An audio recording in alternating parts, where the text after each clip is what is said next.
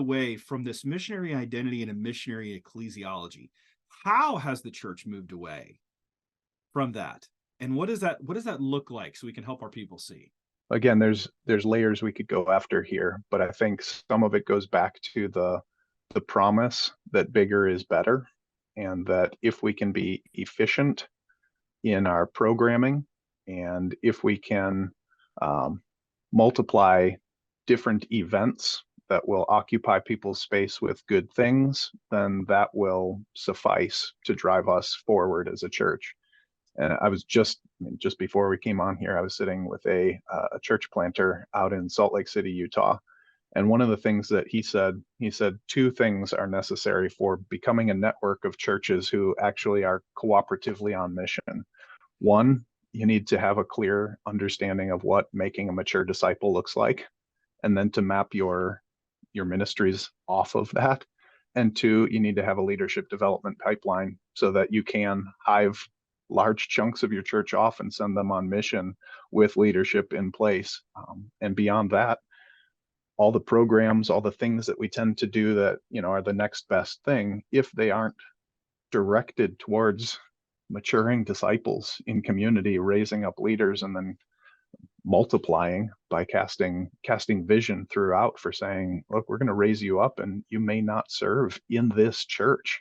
You may serve another church, and we're going to hurt by losing you from our midst, but the kingdom is going to gain as it grows. That should summarize some of our philosophy of ministry, just those two things. But I think sometimes we have seen efficiency as kind of the reigning paradigm for how to do church. And we start realizing, hey, if I can be a really good orator, if I can, kind of get the market on what this slice of people needs to hear and wants to hear, and it could be really good motivations, I can see a congregation grow. And if it grows to a capacity that maybe our current space can't accommodate, rather than thinking about multiplying and targeting a place where there isn't a gospel community, we can just do another service. And look at that. Now we've got twice the people that we can get in to hear this message. And, we've got a lot of people, and how do you get to actually know them? And does the pastoral staff know them? Well, the pastoral staff can oversee a program for adults and a program for youth. And, they'll oversee the program. They won't necessarily know who's in it or where their struggles are, but we'll be able to track them on our membership software to see which ones of the programs they've participated in. And by the end, once they've checked all the boxes, hopefully they have been discipled to maturity. And increasingly, as we grow in size, because of how efficient that is, you don't need to buy another building. You don't need to pay another pastoral staff. You get the increased size and impact of gathering in a single space. And there's some notoriety that goes along with that. And you start to think, hey, as I build this mini kingdom here, as I build this platform, the bigger it gets, the louder voice I have to proclaim the gospel. So growing my kingdom is actually a way to growing God's kingdom.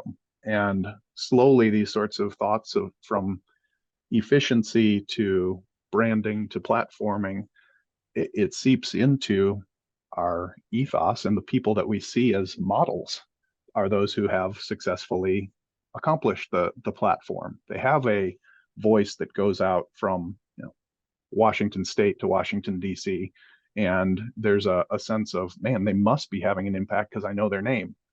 But the question that we're going to be asked as elders and pastors is, did you know the names of those who were entrusted to your care? Hebrews gives a really weighty charge to those who are going to give oversight to a church, who are going to one day give an account for those souls under their care. In our efforts to become more efficient, to have a bigger impact, or to build a brand that has some numerical success, have we walked away from the life on life knowing of another disciple and moving them towards maturity and seeking what they can help us in as we move in maturity?